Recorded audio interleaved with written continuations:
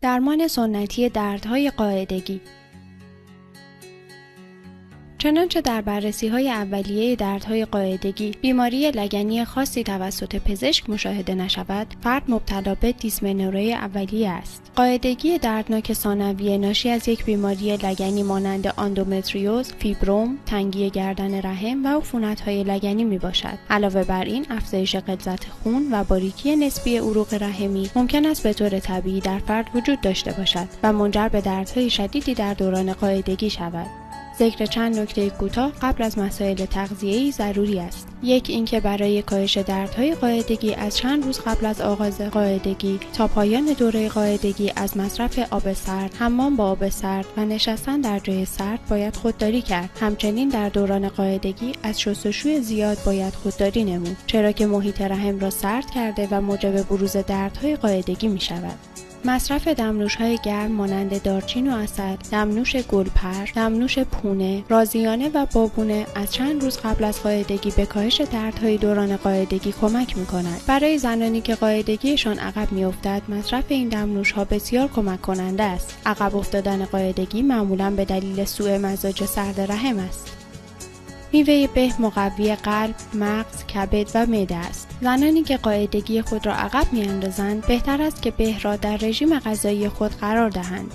مصرف به پیش از غذا باعث یبوست است، ولی پس از غذا می‌تواند باعث برطرف شدن یبوست شود. کسانی که یبوست مزاج دارند، بیشتر دچار درد قاعدگی می‌شوند. بسیاری از دردهای قاعدگی با برطرف شدن یبوست مزاج بهبود پیدا می‌کند. کمتر کسی می‌داند که مصرف شیره انگور می‌تواند درمان خوبی برای افسردگی، ضعف‌های قاعدگی و وزن گرفتن بچه‌های لاغر و ضعیف باشد. خانم‌ها می‌توانند در دوران قاعدگی روزی 3 تا 4 وعده مقداری شیره انگور را در آب حل و مصرف کنند تا درمانی برای ضعف‌های قاعدگی باشد. در دوران قاعدگی و بعد از آن استفاده از غذاهایی که به راحتی هضم می‌شوند مانند زرده تخم مرغ، گوشت گوسفند و سوپ می‌تواند باعث کاهش درد و غلظت شود.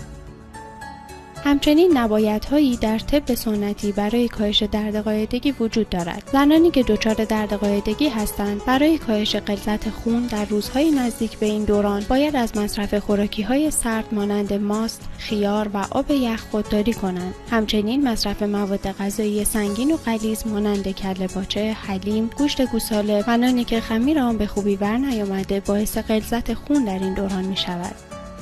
انجام فعالیت‌های فیزیکی و ورزش نیز راهکارهای مناسب در کاهش غلظت خون و دردهای قاعدگی ناشی از آن است. امروزه و با توجه به نتایج مطالعات انجام شده، ورزش می‌تواند در کاهش درد بسیار مفید و مؤثر باشد. به همین دلیل بهتر است زنان حداقل چند روز مانده به دوران قاعدگی به مدت 30 دقیقه تا 1 ساعت ورزش کنند. ورزش باید به طور منظم و در تمام طول ماه انجام شود که اگر این کار امکان پذیر نبود، توصیه می‌شود حداقل در روزهای نزدیک به این دوران به منظور جریان بهتر خون و کاهش درد، ورزش را در برنامه روزانه خود جای دهند.